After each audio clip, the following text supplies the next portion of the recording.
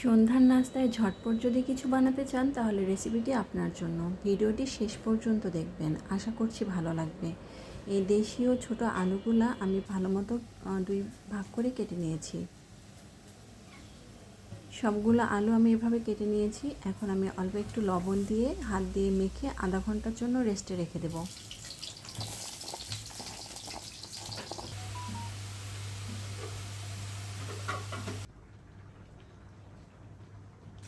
আধা ঘন্টা পরে আমি ভালো মতো পানি দিয়ে 2 থেকে 3 বার ধুয়ে নেব।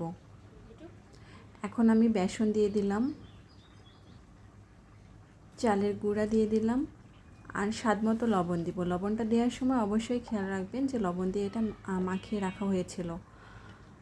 হলুদ গুঁড়া, মরিচ গুঁড়া আর একটু পাঁচফোড়ন গুঁড়া, সাথে একটু পানি অ্যাড করেছিলাম, দিয়ে ভালো মতো হাত দিয়ে মেখে নেব। এই তো এরকম হবে।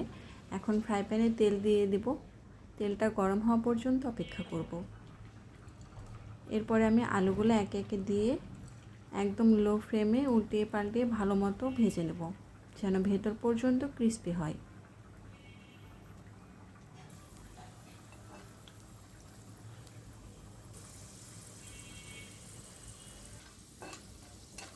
ভাজা প্রায় হয়ে এসেছে।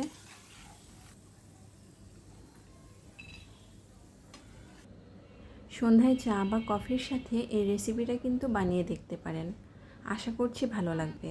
আর নতুন নতুন আরও রেসিপি পেতে চ্যানেলটি সাবস্ক্রাইব করতে ভুলবেন না, আর শেয়ার করে প্রিয়জনকে শেয়ার করতে পারেন। Thanks for watching. ভালো থাকবেন সবাই। আল্লাহ হাফেজ।